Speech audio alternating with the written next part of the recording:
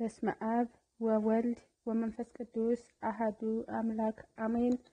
ስንክሳር ዘወርኀ መጋቢት 14 አንድ አምላክ በሚሆን በአብ በወልድ በመንፈስ ቅዱስም መጋቢት 14 በዚች ቀን በእስክንድርያ ለተሾሙ አባቶች 75ኛ የሆነ የእስክንድርያ ሊቀ ጳጳሳት የቅዱስ ቄርሎስ የዕረፍቱ መታሰቢያ ሆነ።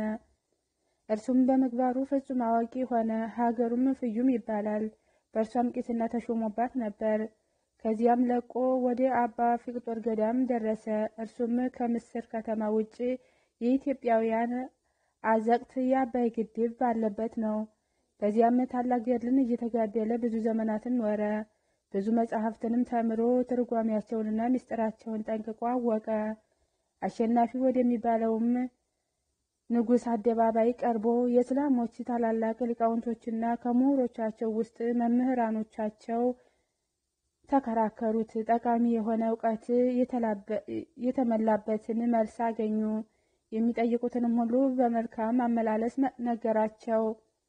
ከዚያም በኋላ የእውቀቱና የቅድስናው ዜና በተሰማ ጊዜ ያለ ፈቃዱ ይዘው በእስክንድርያ ሊቀ ጵጵስና ሾሙት። መንጋውንም ጠበቀ። በጸሎትና በቅዳሴ ያገለግሉ ዘንድ ለካህናት ሥርዓትና መመሪያ ሰራ። ይህም አባት በሊቀ ጵጵስናው 7 ዓመታት ከ9 ወር ከ10 ቀኖች ኖረ። ከቀኑም በ7 ሰዓት አረፈ። በምስክርነት አደባባይም ተቀበረ። በጸሎቱ የምትገኝ በረከቱም ከኛ ጋር ለዘላለሙ ትኑር አሜን። በዚችም ዕለት ከአረጋውያን ፍጹማን መነኩሳት ውስጥ አንዱ አባ ባጥል አረፈ። ይህም ቅዱስ ሰው አባ ይሁኔ የተባለ አበምኔት በመነኩሳት ላይ ነገረ ሰሪን እንደሚቀበል በሰማ ጊዜ በዓቱን ትቶ ወደ እስክንድርያ መጥቶ የሴት አዳሪዎችንና የአመንዝራዎችን ሁሉ ስማቸውን ጻፈ። ከኪራይ ሰራተኞችም ጋር ሲሰራ ይውላል። ደሞዙንም በተቀበለ ጊዜ የሽምብራ ቂጣ ገዝቶ ይበላል። የቀረውንም ገንዘብ ይዞ ወደ አንዲቱ ሄዶ ይሰጣታል። በዚችም ቀን ከአንቺ ጋር አድራለሁና ራስሽን ለእኔ አዘጋጂ ይላታል። ከኃጢአትም ሊጠብቃት ከእርሷ ዘንድ ያድራል። ሌሊቱን ሁሉ ተነስቶ ሲጸልይና ሲሰግድ እግዚአብሔርንም ሲለምን ያድራል። ሲነጋም ስራውን ለማንም እንዳትገልጥ አስምሏት ወደ ተግባሩ ይሄዳል። በየዕለቱም ወደ አመንዝሮዎቹ እየሄደ እንዲህ ያደርግ ነበር። አንዲቱም ሴት ምስጢሩን ገለጠች። ጋኔንም ይዞ አሳበዳት። ሰዎችም ስለዚህ ክፉ ሽማግሌ ክፉ ስራ የለበትም ብላ ዋሽታለችና እግዚአብሔር መልካም አደረገባት ተባባሉ። እርሷም እንዳናመነዝር ገንዘብ በመስጠት ከኃጢአት ይጠብቀናል እንጂ ነውር የለበትም ብላ ነበርና። የቀሩት አመንዝራዎች በእርሷ ላይ የሆነውን ባዩ ጊዜ ደነገጡ። እንደ እርሷም እንዳያብዱ እውነቷን ነው ማለትን ፈሩ። እርሱም ይችስ በገሌ ዕለት ትጠብቀልኛለች ይል ጀመር። ሰዎችም ሁሉ ያሙት ጀመር። እርሱም እንደ ሰው ሁሉ ሥጋ የለኝምን? ወይስ እግዚአብሔር መነኩሳትን ተቆጥቶ በፍትውት ተቃጥለው እንዲሞቱ ትቷቸዋልን? አላቸው። እነርሱም ልብስህን ለውጠህ ሚስት አግባ፣ ይህ ይሻልሃልና አሉት። እርሱም አዋን ብወድ በሚስት እጠነቀቃለሁ፣ በዚህም በክፉ አኗኗር እኖራለሁ። እናንተ ግን ከኔ ዘንድ ሂዱ፣ ምን ትሻላችሁ? በእኔ ላይ እግዚአብሔር ፈራጆች አድርጓችኋልን? ይልቁንስ እናንተ እንዳይፈረድባችሁ ለራሳችሁ አስቡ፣ ፈራጅ አንድ ነውና ዕለቲቱም አንዲት ናትና አላቸው። ይህም ቅዱስ በእግዚአብሔር ዘንድ ተቀባይነትን አገኘ። በሰው ዘንድ ግን የተናቀ ሆኖ ኖረ። ከእርሱም ጥቅም ያገኙ አመንዝራዎችም ዝሙታቸውን ተዉ። ከእርሳቸውም ጋራ ጋብቻ ተጋብቶ የኖረ አለ። ወደ ገዳምም ገብቶ መንኩሶ በጾም በጸሎት ተወስኖ የኖረ አለ። በአንዲት ዕለትም ከአንዲት አመንዝራ ቤት ሲወጣ ያችን ሴት አስቀድሞ የለመዳት አንድ ሰው አገኘውና ይህ ሽማግሌ እስከ መቼ ድረስ በዚህ ክፉ ስራ ይኖራል ብሎ ፊቱን በጥፊ መታው። ከዚያም በኋላ በአንዲት ቀን በበዓቱ ውስጥ ሰግዶ ነፍሱንም በእግዚአብሔር እጅ ውስጥ ሰጥቶ በቤቱም መድረክ የዚች ሀገር ሰዎች ጊዜው ሳይደርስ በማንም ላይ አትፍረዱ እንዳይፈረድባችሁ የሚል ጽሑፍ ተጽፎ ተገኘ። በጸሎትም የሚገኝ በረከቱ ከኛ ጋር ለዘላለሙ ይኑር አሜን። አርኬ ሰላም ለአባ ባጥል ጽሮየ ዘተሰይምየ እንበለ ይኩን ሐካየ አድህኖተ ዘመአተ አነስተ ሶበ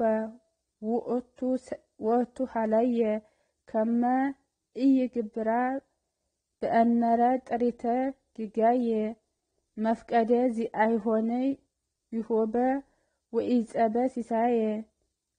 በዚችም ቀን ደግሞ ቅዱስ አባት አባ ሲኑዳ በሰማዕትነት አረፈ። እርሱም በግብፅ አገር ከብሃንሳ ከተማ ነው። ወደ መክስሚያኖስም ክርስቲያናዊ ሲኑዳ አምላካትን የማያመልክ ነው ብለው ነገረ ሰሩበት። እርሱም አስቀርቦ ስለ ሃይማኖቱ ጠየቀው።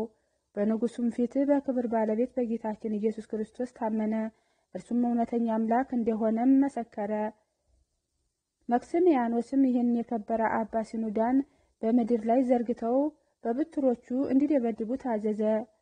አጥንቶቹ እስኪሰነጣጠቁ ደሙም በምድር ላይ እንደ ውሃ እስቲፈስ እንዲሁ አደረጉበት። ከዚያም በኋላ እግሩን ይዘው ጎትተው ወስደው ሽታው በሚከረፋ በጨለማ ወህኒ ቤት ጣሉት። የእግዚአብሔር መልአክ ቅዱስ ሚካኤል ተገለጠለት። ቁስሎቹንም አድኖ ጤነኛ አደረገው። አበረታታውም። በርታ፣ አትፍራ፣ ስለ መከራህም የክብር አክሊል አዘጋጅቶልሃልና ደግሞም በጽኑ ስቃይ ትሰቃይ ዘንድ አለህ። እግዚአብሔር እንዳዘዘኝ እኔም ካንተ ጋር እኖራለሁ አለው። ከዚያም ከእርሱ ተሰወረ።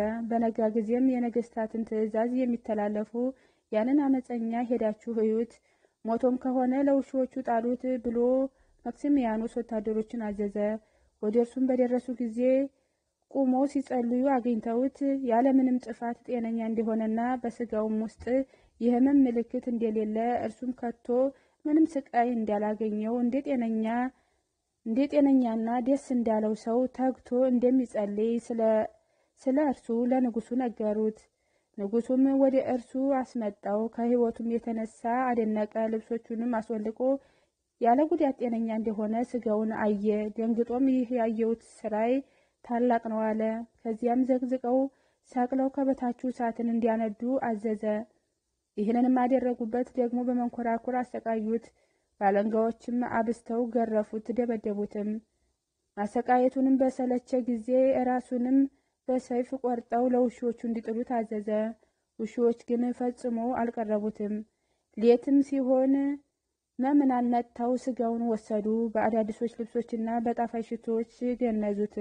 በሳጥንም አድርገው ቀበሩት። ከስጋውም ብዙዎች አስደናቂዎች ታምራቶች ተደረጉ። በረከቱ ከእኛ ጋር ለዘላለም ትኑር አሜን። ሰላም ለሲኑዳ ለእግዚአብሔር ሙቁሃ ውስተ ቤተ ሙቅኸ ጽዩአ ወፍጉገ ጽናሁ ወተሰቀለ አዲ ለክርስቶስ በእንቲ አሁ ልውለ እግሪሁ ወቁልቁልየተ ድማሁ እንዘ ነበልባለ ይንዴዲ ታሃቲሁ። በዚችም ቀን ደግሞ የከበሩ አጋኒዎስ፣ አውንዳሪዎስና ብንዶኔዎስ በሰማዕትነት አረፉ። እኒህም ቅዱሳን ከአባቶቻቸው ጀምሮ ክርስቲያኖች ናቸው። አምላካዊ ትምህርትንም ሁሉ የተማሩ ናቸው። በእግዚአብሔርም ሕግ ጸንተው ሲኖሩ የኢየሩሳሌም ሊቀ ጳጳሳት ቅዱስ አርሞስ መርጦ ኤጲስቆጶሳት አድርጎ ሾማቸው።